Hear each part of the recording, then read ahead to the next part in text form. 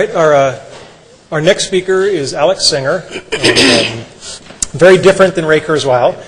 Alex has worked in the Hollywood business for over 50 years. He's been a director of some acclaim. He's probably most known in the technology community for having directed over 20 episodes of Star Trek, including the one which Stephen Hawking appeared in. I've known Alex for quite a while.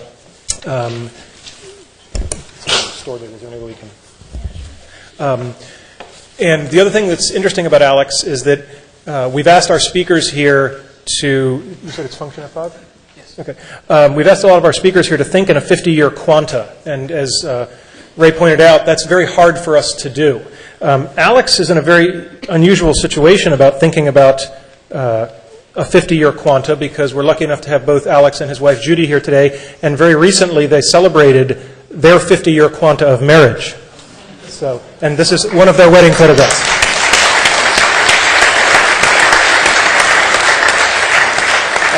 And anybody who knows Alex or Judy knows that Alex and Judy is a compound noun. And anytime you're lucky enough to get one of them, you get both for free.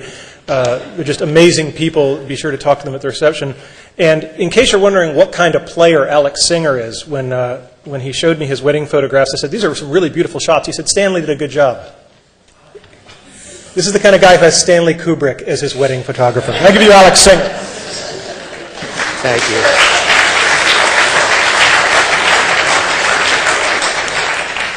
I feel a little like the character in Monty Python who began by saying, "And now for something entirely different." One of the advantages of following Ray Kurzweil is going to become apparent. It solves a problem I had. I decided that I had to at least give you two new things that you hadn't heard before. And it didn't matter what the quality of those things were, but I'll tell you what one of them is. I've been hawking The Age of Spiritual Machines for over a year now. And I don't know how many copies I've sold to people. I haven't received a nickel from Kurzweil for this. And what it does, incidentally, aside from vague irritation, is that it works on my problem of the injustice collector. For every 3 days or so, I allow myself a minute and a half of injustice collecting. So this phrase is what I'm giving you. This is one of the two things that you're going to learn today from me. And I'll tell you when the other one comes up, because you might miss it. It might pass your notice. So we'll cover things for you. You're going to see some Star Trek stuff, and miraculously, projection will improve enormously, and it'll also be accompanied by sound, and there'll be fragments from a particular episode that, as a matter of fact, deals with some of the things we've been talking about. I just wanted to observe about this question that the symposium raises about an optimistic or pessimistic position. I'm a terrible person to ask about that, because there's an Afro-American spiritual called "I Just Got to Heaven and I Can't Sit Down." And that's the title of it. And that's exactly the way I feel about the present. I feel like I'm walking around my own future. I can't believe the excitement around me and the storm of information. That storm of information, by the way, has added to my complexities, my complications in preparing this talk.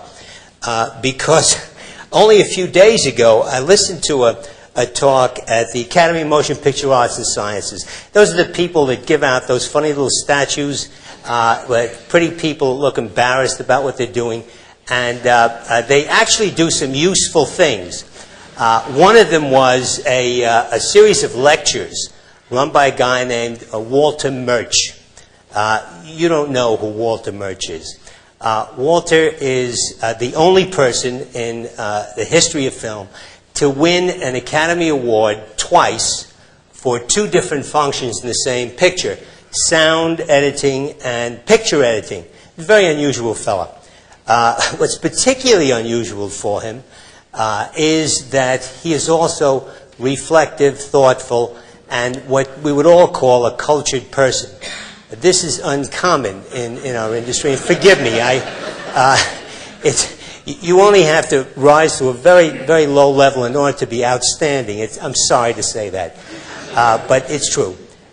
Anyway, Walter discussed something that was, again, quite marvelous, and I'm going to give it to you, and I'm going to warn you now because the second idea is coming. It involves a couple of things. At the end of the 19th century, Thomas Edison did some work at his Menlo Park factory.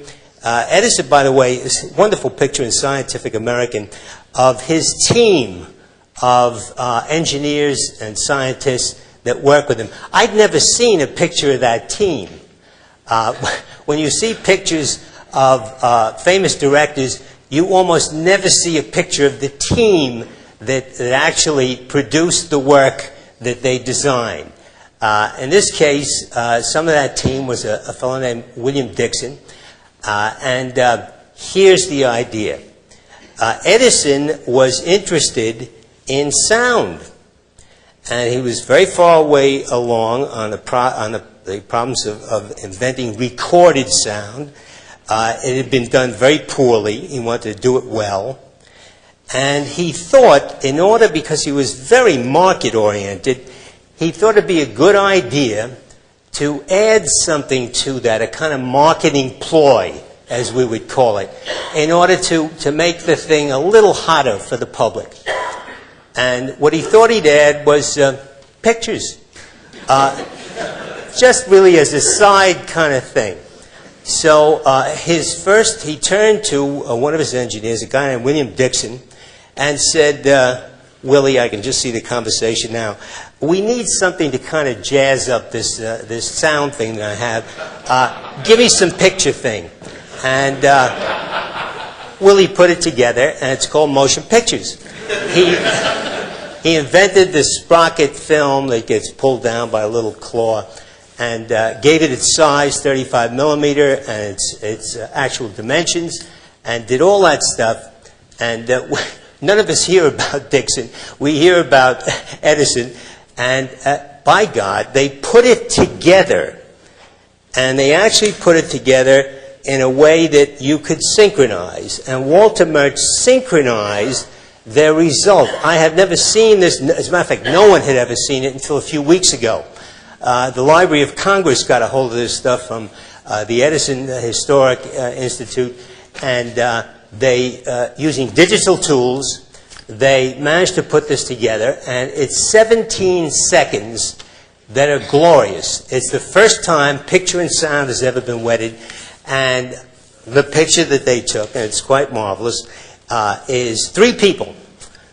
Two of them, one of them is standing alongside of a huge horn, a horizontal horn, and he's playing the violin, and very badly, by the way.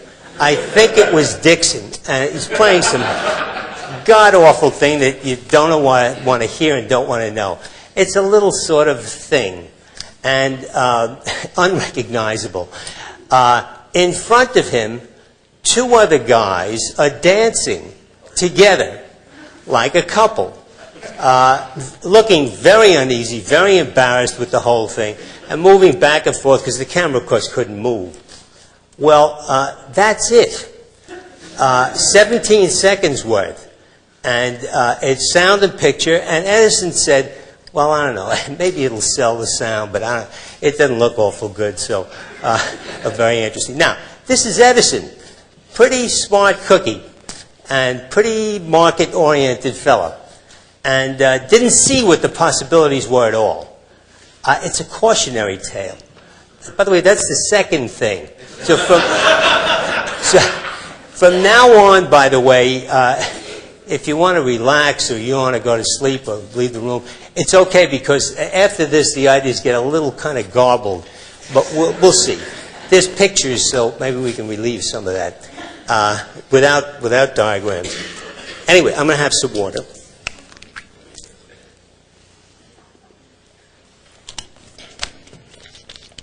Now,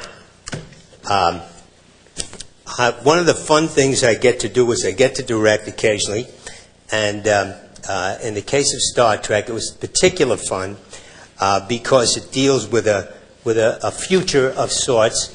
It's a pseudo-future. It's a future that a fella in the very early part of the 20th century thought was the future. One of the problems with Star Trek, for me and for serious thinkers, is that it's all based on the assumption that we will continue to be much of what we are now. A little bit smarter, a little bit better looking, for God's sake, and slim. We're all slim. We can wear those funny suits and not look ridiculous. And it takes 3 hours to make them up, honest to God, people, so don't feel too bad. And we light them for hours, and that's the way it is.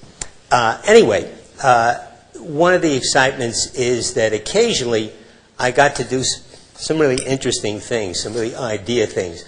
And one of the odd things is in this particular show, I was not that conscious of what in fact was happening, and I realized after looking at it several times, and it's hard for me to look at these things over and over again, they're not wonderful filmmaking, they're not wonderful movies. There were ideas in it that relate to our discourse on the evolution of machine intelligence, artificial intelligence.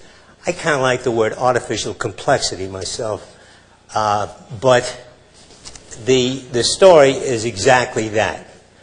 I'm going to give you some clues, and then in between each of the fragments, I'll tell you what to look for, because it'll help find the material. Are we ready, Brian? Okay. In the first part, we're introduced by a scene on the holodeck. And the holodeck as a concept is one of the good ideas that emerged from, I don't know whether Roddenberry himself came up with it. Somebody came up with it. We don't know what the origins are. I don't know what the origins are.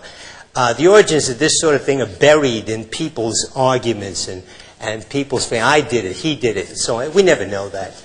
But it was a good idea. And it was such a good idea that it has gripped the imagination of many people. It's, of course, what you're all working on. The U.S. Army decided they needed one. And sorry about that, folks. And I kind of helped encourage them toward that end. And this is a confession thing, and I can't be arrested as I leave this place, so somebody's got to watch me, and Judy too. So, but they wanted a holodeck. They wanted it for training purposes. And by God, they sort of have one, and it's in the Marina in Los Angeles. It's called the Institute of Creative Technologies. Randy has been there, and we're trying to get them to realize that USC, which is their home base, may not be the world's end of computer development, and maybe they ought to look a little beyond their local horizons. In principle, they will, and we'll try to push them in that direction. But the holodeck concept is what gripped them. The first scene is on the holodeck, and it involves 4 people. 3 of those people are holodeck creations, and you will recognize them, or very quickly we'll find out who they are. I don't think you'll have too much trouble. One of them is a real, they're all actors. One of them is not an actor, and you'll enjoy that, I think. And it was a very strange scene. There's nothing remarkable about it filmically. What's remarkable is who the scene is with and what they're doing. Listen carefully. It's about the interaction of one of those characters with the other. But the central issue for you, the most meaningful one, is that the person who evoked the holodeck, who asked the computer to produce the holodeck images, is Data. Data is the android in the Next Generation series. The android is an artificial human. the search of data throughout the entire series has been to understand human beings and understand what it is that he either has or doesn't have that parallels human development. They never say it that way, but you will see very clearly that that's the case.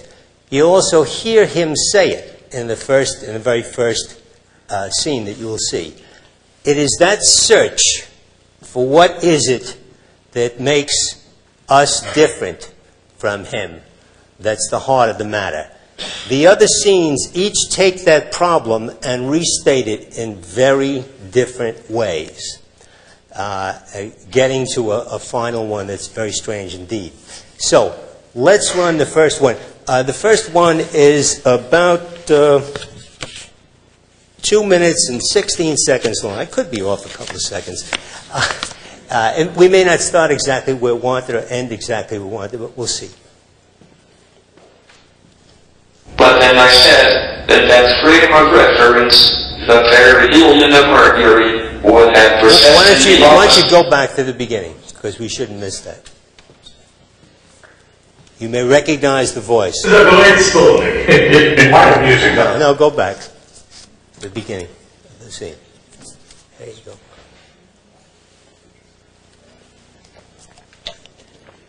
You can make a mistake in the other direction. Go back before that. There you go. Yeah, that's fine.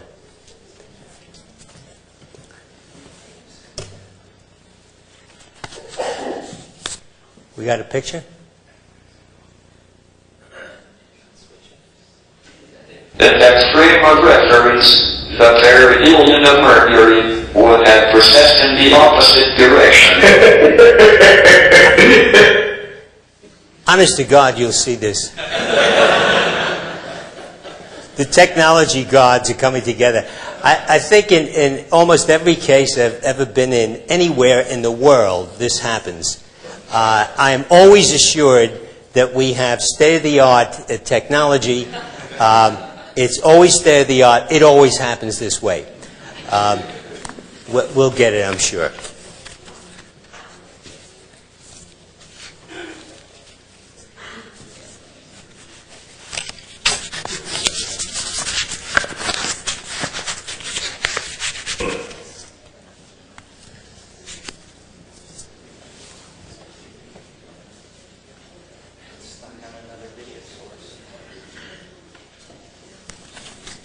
What do you think?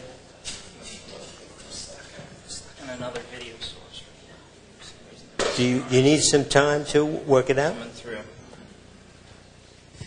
If you need some time, But then I said, I can fill the air. Yeah, I can please. talk. Sure. Sorry. I'll give you a few minutes. There'll be a short bypass. I will continue. I will continue with my discourse. It goes like this. After Walter Murch finished his observation about Edison and the invention of movies and sound, we got into something else, which is maybe at the heart of my argument, so to speak. And it was this. He was trying to actually think, this is very rare,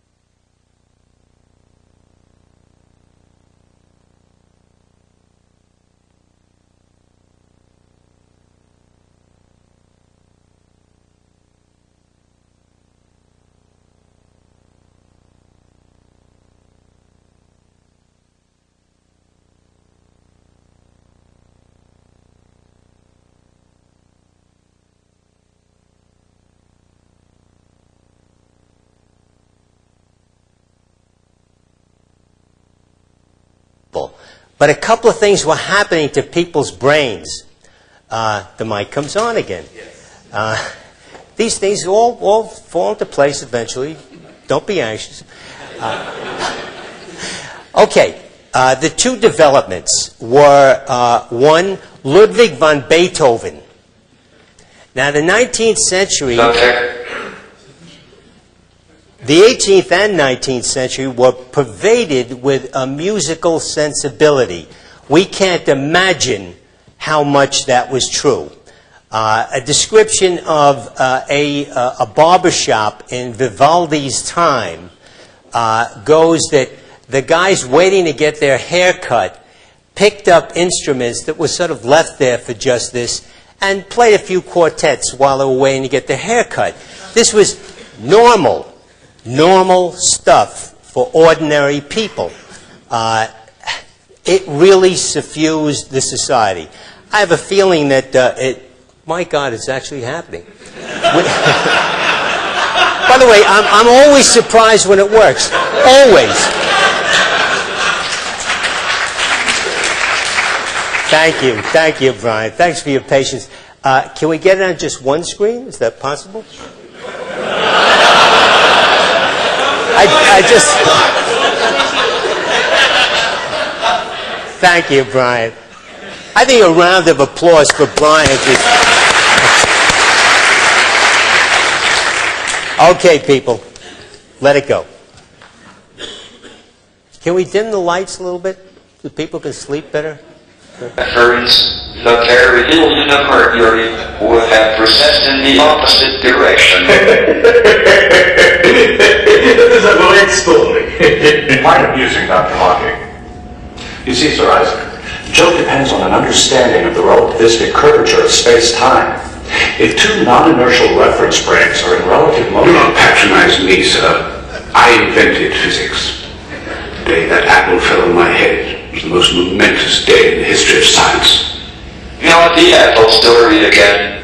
That story is generally considered to be apocryphal. What? How dare you? Perhaps we should return to the game. Now let's see, bet will be yes, you plays Mr. Betterfall, which means that the bet is 7 to me. The bet is 10. Can't you do simple arithmetic? I don't even know why I'm here in the first place.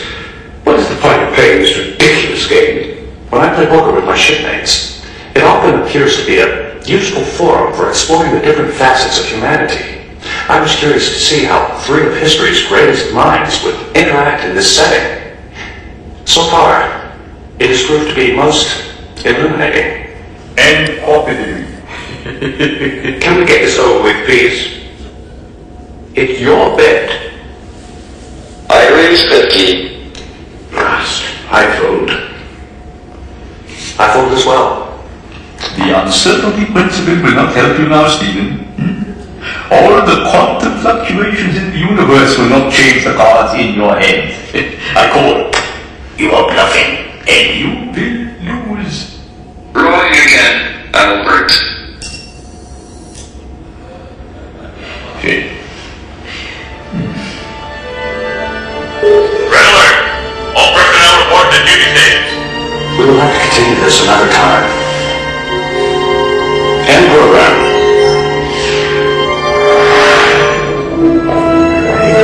Cut it out. Show it. Yeah.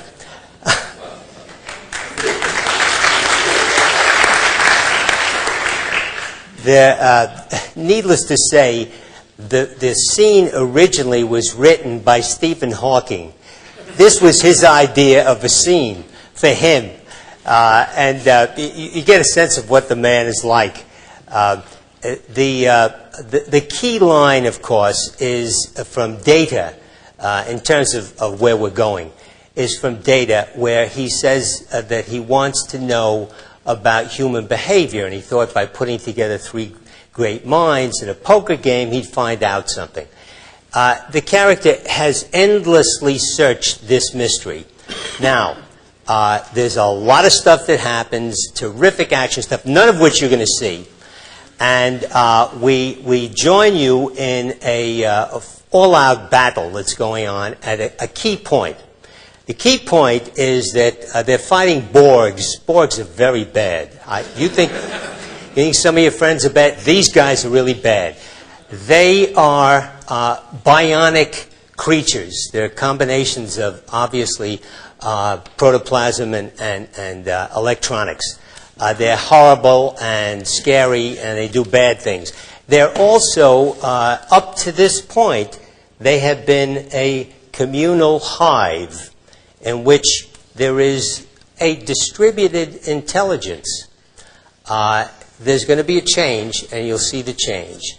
There's a moment that comes at the end of this scene where one of the Borgs, who, don't worry, he gets killed, he uncovers the fact that Data did what he did in the scene.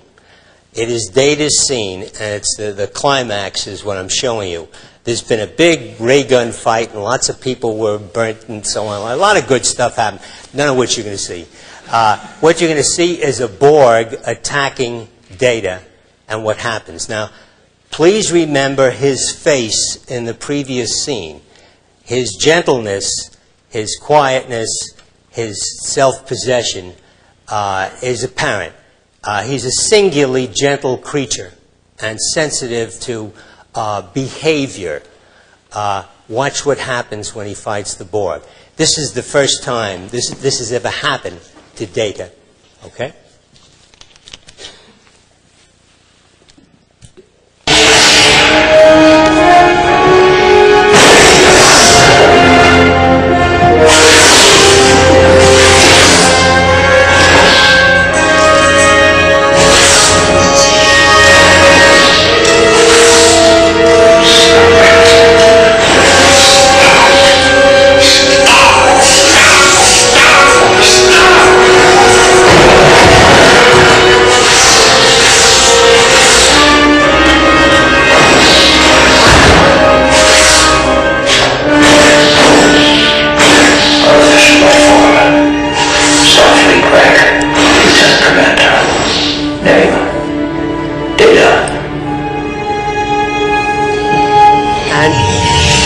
Cut it. That face is what's going to haunt him. He's very troubled at having, he understands that he's exhibited behavior that is outside of his program. And he understands enough to know that this is very troubling. And so he desperately tries to use every device on the ship that he has to understand what he did. On the holodeck, he repeats the fight several times to see if he can reproduce the feeling, but he can't quite do it. And he worries some people. He has a psychiatric session with the ship counselor, and she doesn't really help him very much. He then has a conversation with the person that he's actually closest to, their engineering chief, Geordi. And it's Geordi that they're very close, and you'll see in the scene his effort to logically pursue the question of feeling, the verbal way in which an idea is enclosed. It's surprising in a television show. Okay.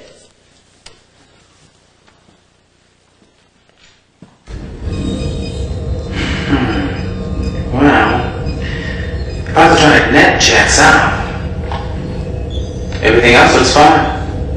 My internal diagnostic also finds nothing wrong. I don't know, David. There's nothing here that would indicate anything that might cause any sort of behavioral anomaly. I agree.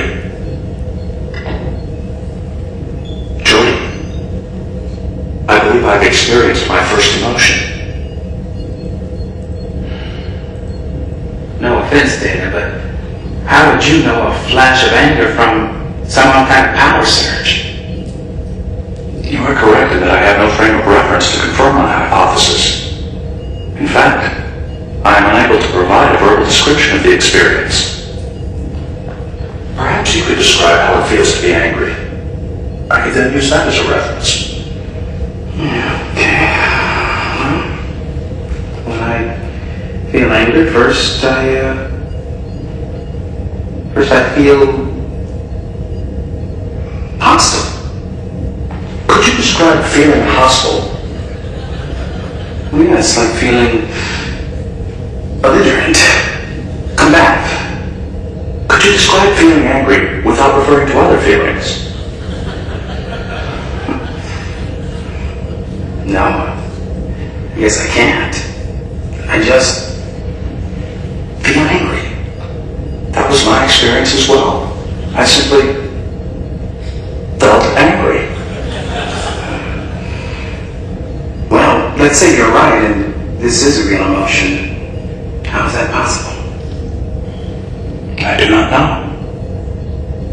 Perhaps I have evolved to the point where emotions are within my grasp. Perhaps I will experience other emotions as time goes by. No, no, you're right. I hate to think that anger is all you're capable of feeling. Okay, you can kill it. Captain. There's a problem here with consciousness and self, and it's a kind of gross way to outline it. But that's, I think, a problem that perhaps is skirted about in some of the work done in computer science.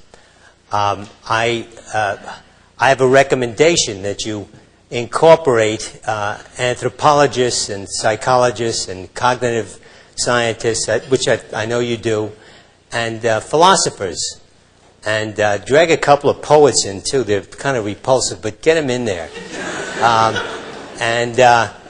You need to kick these ideas around a little bit, because I think we're on a borderline question, and that we're going to be forced to address. Now, in the very last scene that you'll see, it is. I'd like to let you know how long these things take. The last scene is going to be. It's about 4 minutes. No, not quite. 3 minutes. And in this scene, what happens is that after a lot of action stuff that you're not going to see, a Borg has been captured, and he quite deliberately he quite deliberately has been left intact. Their custom up to this time has been to dissolve after they've been killed or captured or whatever. They're never around for analysis. This is the first one they've got to analyze, and he's very precious. They want to see what makes him tick. And he's in a special holding cell, just so that you know, in case you're not Trekkies, is that the holding cell has a door, a wall, that's invisible. And I assure you that it will keep that Borg on the other side, so nobody should get excited. The absolutely impenetrable glass wall, or impenetrable something wall, force field of some kind. So Data is going to be left alone in the room with the Borg. The Borg has an assignment that he got in the last scene that you saw. That bit of dialogue, that incomprehensible thing from the Borg, identifying Data, had a purpose. It was part of their internet, part of their connective personas. It transmitted the key information that Data had the behavior that they want to investigate. So they're very prepared. This Borg knows what he's about. He's, in effect, he's an insider. And Data doesn't know that. Something's going to happen in the scene that's very odd. Those of you interested in film or photography can just watch something. We used a particular lens that was very unusual. I wanted it because I wanted to hold Data and the Borg at the same time in a close-up or a very tight shot. And to keep them both sharp requires an optical adjustment. And this lens enables you to do that. And it's an addition that's put in front of the regular lens. It's rarely used because it has certain limitations. But you'll see that in the combined close-ups. As the scene begins, Picard, the captain, is telling Data that he wants him checked out. He wants him to do a particular quick survey, and it's going to take a very short time. Something will happen. There's a moment in the scene that it's kind of a cheap shot, but is important for you to know. The Borg, who's got all kinds of gear built into his body, touches a point on his forearm that presumably starts something going that undoes Data. And you'll see the direction in which he's undone. Okay. Biospectral analysis on this Borg. Go back See if he is trying to send a substance. Try to go back and get it. Yeah. Okay. Right there.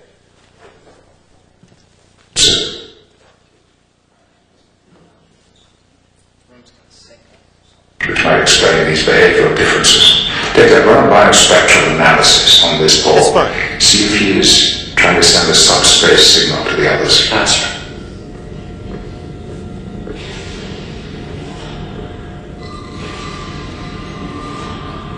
You are not like the others. You do not have to be destroyed. You can be assimilated. I do not wish to be assimilated. Resistance is futile. You will not resist what you wanted all your life. I was like you once, without feeling.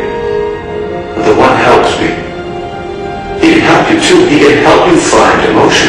Have you ever felt a real emotion, Data? Yes. On Oniaka 3, I was forced to kill a Borg. I got angry. How did it feel to get angry? Did it give you pleasure? It would be unethical to take pleasure in another being's death. You didn't answer my question. Did it feel good to kill? Yes. If it is unethical to take pleasure from another being's death, you must be a very unethical person. No. That is not correct.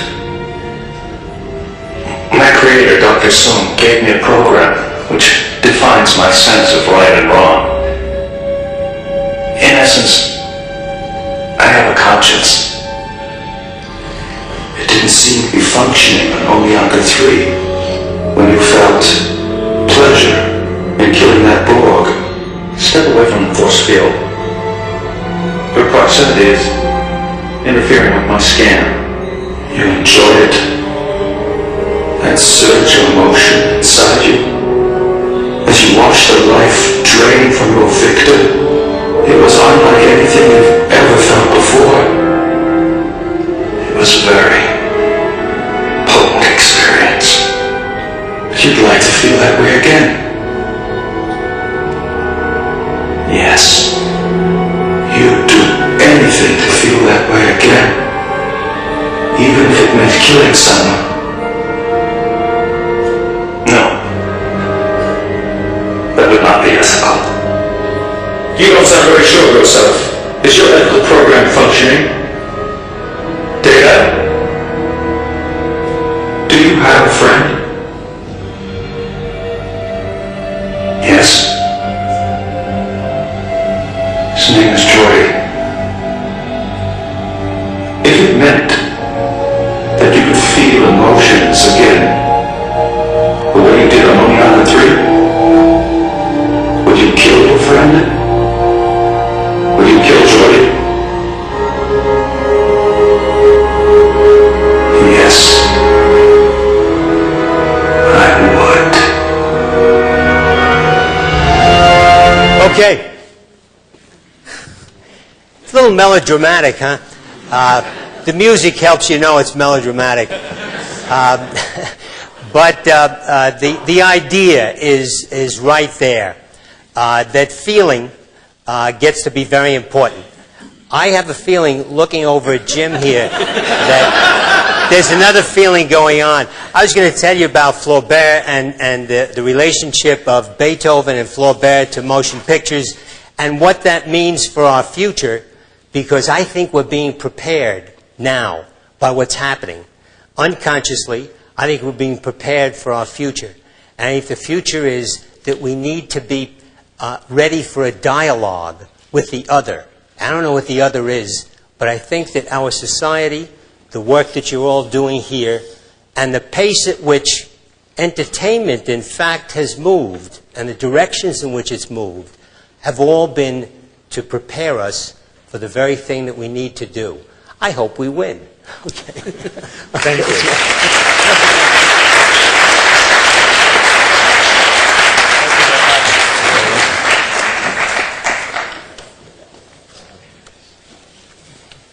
Oh, there's a...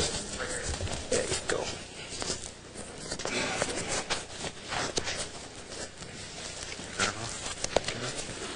Didn't work your time.